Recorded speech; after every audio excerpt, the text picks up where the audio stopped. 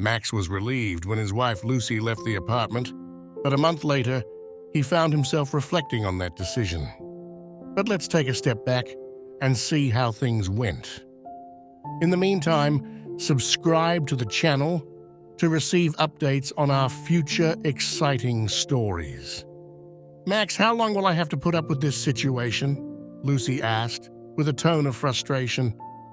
"You have a young, attractive wife who seeks your attention, yet as soon as you get home from work, all you do is complain about how tired you are and lock yourself in your study." "Lucy, please don't start again," Max replied. "I already explained to you that I have a lot of work to do. I'm emotionally ruined. I need peace and rest." "You're seeing someone else, I'm sure of it.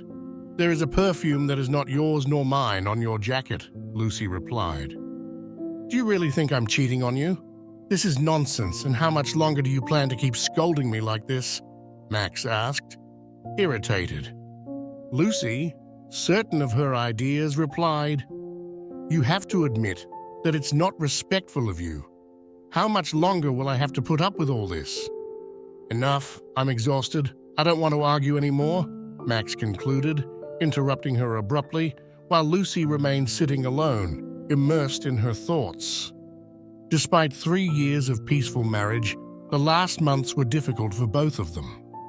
The next morning, Max woke up late. It was his day off. He immediately noticed the absence of the usual music and the aroma of coffee. "Where will Lucy be?" he thought. Then he noticed that some of Lucy's items were missing from the bathroom. How strange, where did they go, he wondered, heading towards the bedroom. The order was impeccable, but then he noticed that 2 suitcases were missing. Opening the closet, he found the space Lucy occupied empty. "Is she gone?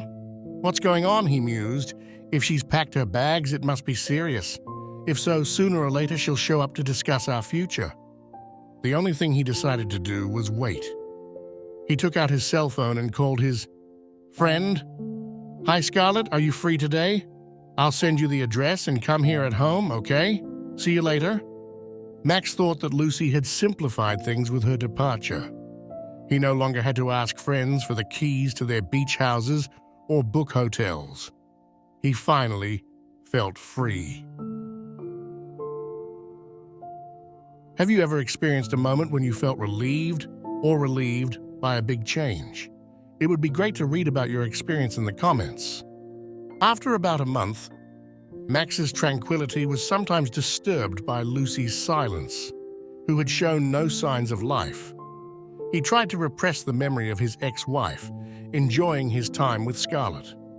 Suddenly, the doorbell interrupted his thoughts.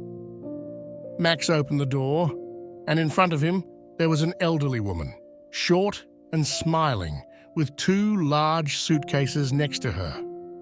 "Good morning, Mr. Max," the woman said. "My name is Nora. May I come in?" He grabbed one of the suitcases and carried it inside. "Could you help me with the second suitcase?" said the woman. Despite his surprise, Max obeyed and carried the heavy suitcase into the corridor. "Who are you?" he said, confused. "Let me introduce myself again. I'm Nora. I came here for some personal matters that should take me 2 months at most. Mrs. Lucy, co-owner of this apartment, has decided to help me with the accommodation. I have all the necessary documents, notarized and all." "What documents are you talking about? Where is Lucy?" Max interrupted her. "I don't know," Nora replied. "You signed the documents and gave them to me. Don't worry, Mr. Max, everything will be fine. I'm a calm person. I won't bother you." "Who is this Nora?" Scarlett asked, worried. "Apparently she will live here for about 2 months and we—" Scarlett grimaced. "You said we would be alone. You promised." The lady heard the woman's complaints. "I have no intention of interfering in your matters. It's a big apartment, and we'll all be fine. Mr. Max, please show me where I can put my things." Max led the guest into a room. He couldn't help but feel slightly disturbed by the unexpected arrival of Mrs. Nora.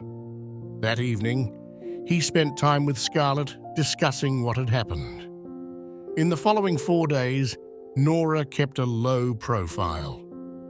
If it hadn't been for the light on in the office, Max and Scarlett wouldn't have even noticed her presence. When Saturday arrived, Max woke up early and immediately heard the music and the aroma of coffee. He entered the kitchen, and Nora was sitting at the table, enjoying her coffee.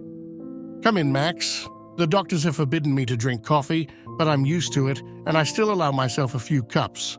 Join me," she invited him. From that day on, Max began every morning as he did until recently with Lucy. Same music and same coffee aroma. Returning from an evening walk, he and Scarlett noticed Nora and 2 other elderly ladies sitting at the table in the large room. "Good evening," said Nora. "Sorry, my friends will spend the night here and leave tomorrow morning. You won't even see them." Max and Scarlett found it difficult to sleep that night due to the women's loud snoring. If you liked the video, would you be kind to leave a like? Don't forget to join us by subscribing to the channel. Thanks. A few days later, the situation repeated itself. Returning home from the cinema, Max and Scarlett heard loud voices and laughter coming from the apartment. When they entered, they found the house brightly lit and a group of elderly people partying. They seemed to behave as if they were 20 years old, not 70. The first to notice them was Nora. "Max, Scarlett, today is my birthday. I didn't intend to celebrate, but my friends came to surprise me. Join us." Scarlett turned and left, slamming the door. Max rushed after her, but in vain. He wandered aimlessly down the street and only returned when the party was over, with the intention of speaking to Nora the next morning about what was happening. Max realized a change in his attitude towards Scarlett. He had started to notice her lack of patience, a flaw that had previously escaped him. This aspect particularly worried him, given that he was of a calm nature and feared the idea of sharing his life with someone so impulsive, a trait that, on the contrary, did not characterize Lucy. Nora's birthday, which they knew nothing about, put an end to their relationship. The following mornings began as usual, with music and the aroma of coffee. One, however, was different. Max got up, washed his face, and went to the kitchen, but instead of Nora, found Lucy. "Good morning," she said. Max was struck by a shock of happiness at finding Lucy again, especially because in the last few days he had thought about her more and more often. He was determined to contact her to apologize and ask for a meeting, hoping to be able to reconcile and return to the happy moments shared in the past. That morning, she anticipated it. In the evening, Lucy locked herself in her room with the phone. "Mrs. Nora," she said, "you are a genius. I will be happy to have you as a guest." "Not now, otherwise it will lose the healing effect," the woman replied. "You see, Lucy, life is an unusual disease. We have to treat it in an unconventional way." Do you think Lucy's departure taught Max something about the value of relationships? What is your interpretation?